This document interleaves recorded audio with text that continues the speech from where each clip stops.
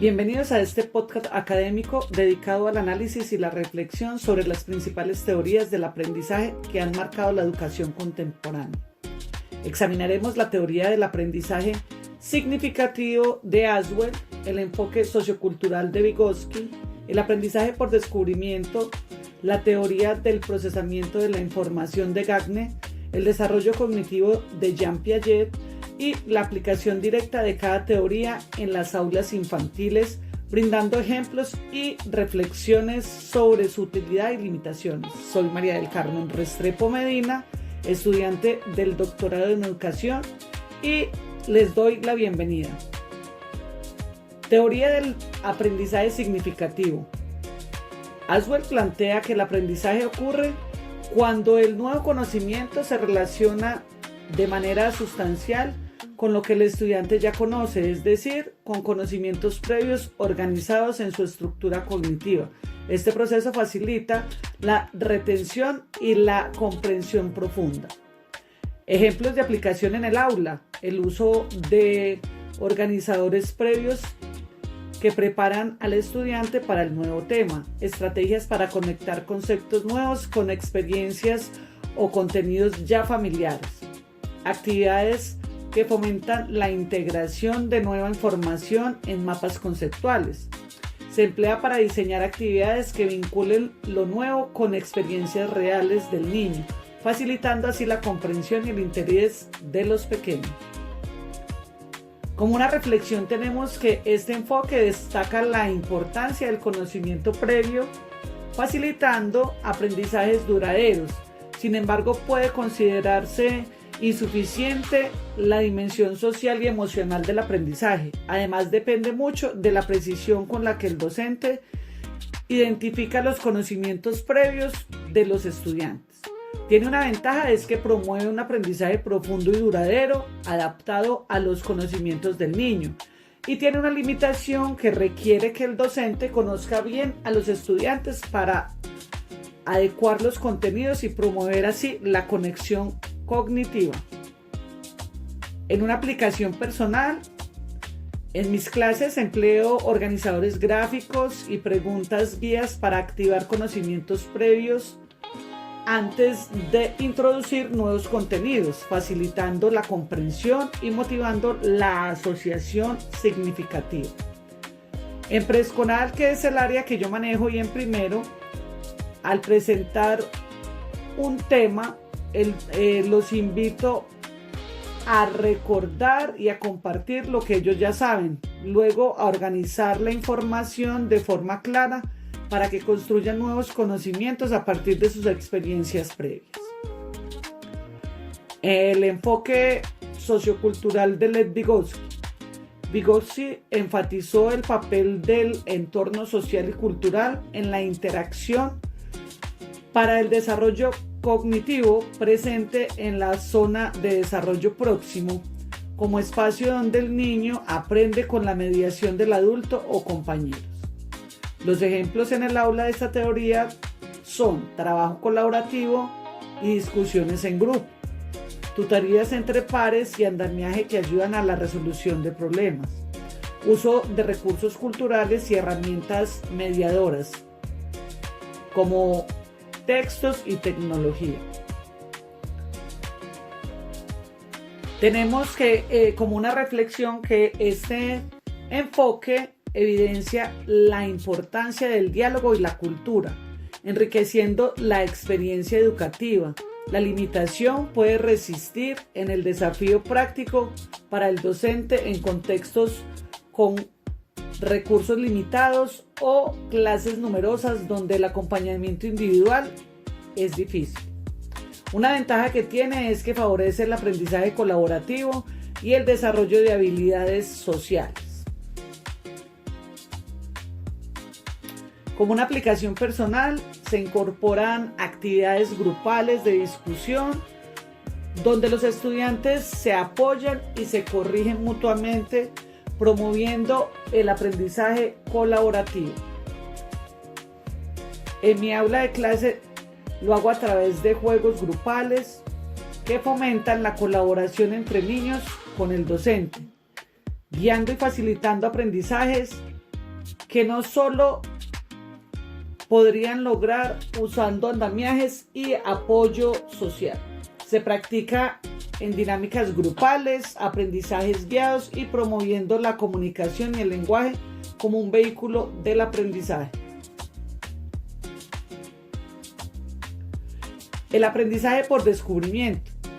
Este modelo impulsa que el estudiante construya su conocimiento a través de la exploración, la experimentación y la resolución de problemas, favoreciendo la autonomía y el desarrollo del pensamiento crítico. Como ejemplos en el aula tendremos los proyectos de investigación, la resolución de problemas abiertos, laboratorios y actividades prácticas. Se combinan actividades guiadas y abiertas para favorecer la exploración consciente y el aprendizaje activo.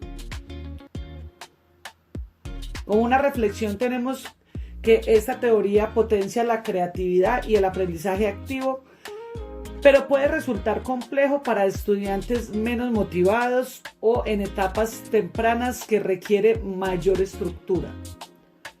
Como una ventaja tenemos que fomenta la autonomía y el pensamiento crítico. Como una limitación puede ser difícil en etapas tempranas sin una guianza adecuada, pudiendo así causar una frustración en los estudiantes.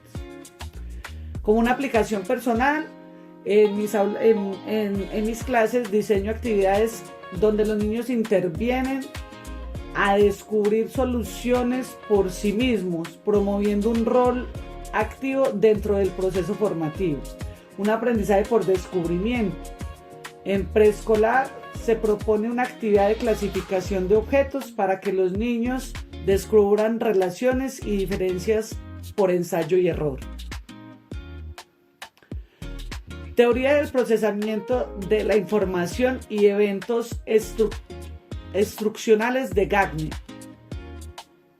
Esta teoría analiza el aprendizaje como un proceso secuencial donde la atención, la codificación, el almacenamiento y la recuperación son fundamentales para la memoria. Y el aprendizaje efectivo. Gagné identifica distintos niveles y tipos de aprendizaje, proponiendo niveles, eventos, instrucciones que guían la planificación para optimizar el aprendizaje. Como aplicación en el aula tenemos cuando se enseña un cuento, se siguen pasos desde captar la atención hasta evaluar la comprensión mediante preguntas y actividades concretas. Se utiliza para planificar secciones con secuencias claras, manteniendo un orden lógico y asegurando la evaluación continua.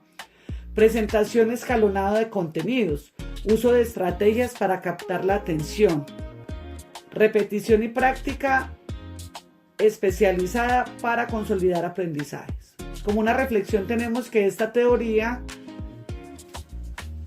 tiene una estructura secuencial útil para organizar el proceso de enseñanza-aprendizaje, aunque puede ser rígida y menos sensible a factores emocionales o contextuales.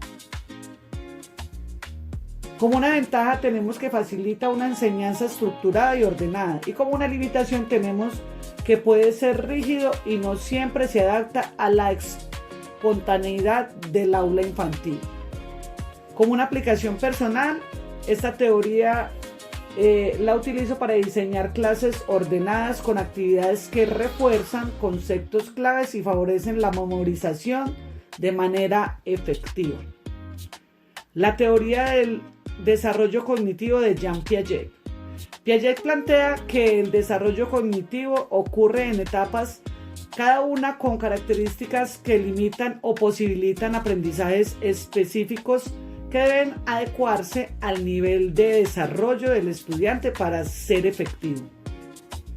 Como ejemplos en el aula tenemos adaptar los contenidos según la etapa en que el niño se encuentra, sensoriomotora, preoperacional, de operaciones concretas y formales. Actividades que promueven la exploración y manipulación de objetos. Preguntas que fomentan el razonamiento lógico. Se adaptan actividades al nivel preoperacional y concreto de los niños, como juegos simbólicos y manipulación de objetos para conceptos matemáticos básicos. Como una reflexión tenemos que su aporte es vital para entender las limitaciones y avances cognitivos de los estudiantes, aunque algunas críticas apuntan a la rigidez y a la subestimación del contexto social. Como una ventaja tenemos que permite adecuar el contenido a la capacidad del niño, y como una limitación que puede simplificar la variabilidad individual. Como una aplicación personal, al planificar considero la etapa cognitiva de los estudiantes para ajustar el nivel de abstracción de los textos y actividades, facilitando la comprensión progresiva.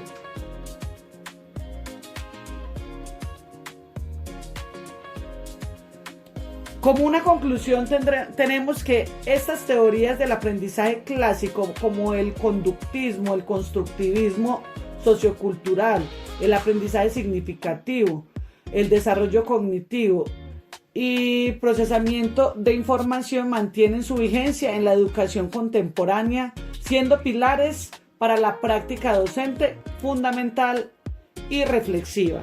Esta reflexión es tomada del texto de Gallardo Vázquez y Camacho Herrera. En la actualidad, estas teorías se complementan y se amplían en nuevas tendencias pedagógicas que enfatizan procesos más holísticos y adaptativos, como la educación emocional, metodologías activas, aprendizajes basados en proyecto y atención a la diversidad para responder a contextos cambiantes y necesidades individuales. Tomado de Educación Infantil 2025, Arduan Formación 2025.